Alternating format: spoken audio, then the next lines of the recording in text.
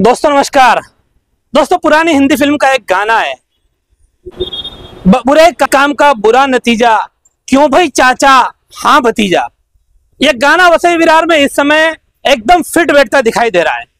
हम बात कर रहे हैं वसई विरार के चाचा भतीजा नगर सेवक, पूर्व नगर सेवक सीताराम गुप्ता और उनके भतीजे अरुण गुप्ता की।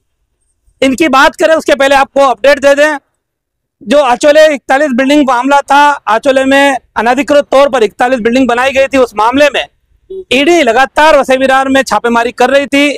पहली छापेमारी 14 मई और 15 मई को हुई। उसके बाद बीच में एक और बार छापेमारी हुई और फिर 29 जुलाई को वसई विरार महानगर पालिका के आयुक्त अनिल पवार के घर ईडी ने छापेमारी की।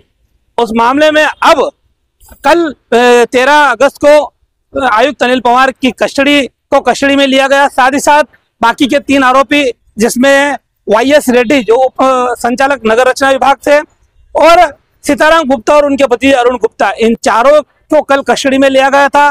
कस्टडी में लिए जाने के बाद इनको मेडिकल के लिए अस्पताल भेजा गया वहां। उसके बाद आज सुबह इन्हें मुंबई की स्पेशल कोर्ट में पेश किया गया, जहां से स्पेशल कोर्ट ने 7 दिन की ईडी कस्टडी में इनको भेज दिया है।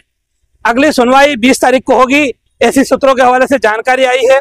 और कुल मिलाकर जैसा मैंने आगे कहा कि बुरे काम का बुरा नतीजा, क्यों भाई चाचा हाँ भतीजा, तो ये चाचा भतीजा सीताराम गुप्ता और उनके भतीजे अरुण गुप्ता ने जिस तरह से वहां सरकारी और प्राइवेट जमीन पर बांधकाम किया और अनाधिकृत बांधकाम करके लोगों को फंसाया, 2500 घर उद्ध्वस्त हुए। वहां पिछले साल आयुक्त ने हाईकोर्ट के ऑर्डर के बाद तोड़क कार्रवाई का आदेश दिया था। तोड़क कार्रवाई हुई और तोड़क कार्रवाई होते ही आयुक्त ने वहां का रिजर्वेशन बदली करने की प्रक्रिया शुरू की। कहीं ना कहीं यहीं पर आकर आयुक्त पर संदेह पैदा हुआ कि इसमें आयुक्त ने किसी तरह का आर्थिक व्यवहार किया हो। इन सभी कड़ी को मिलाकर ईडी ने जांच पड़ताल की और पिछले दिनों आयुक्त के खिलाफ ईडी की कार्रवाई हुई। हालांकि मैंने एक जो विषय निकाला था, आपने देखा होगा, आयुक्त ने अपने ड्राइवर के 4 बेटे बेटियों को महानगर पालिका में नौकरी पे रखा था। ऐसे कई आयुक्त के और भी भ्रष्टाचार आगे शायद निकलेंगे, लेकिन ईडी की कार्रवाई के बाद लोगों को यह इंतजार था कि ईडी आगे इसमें क्या निकल के आएगा।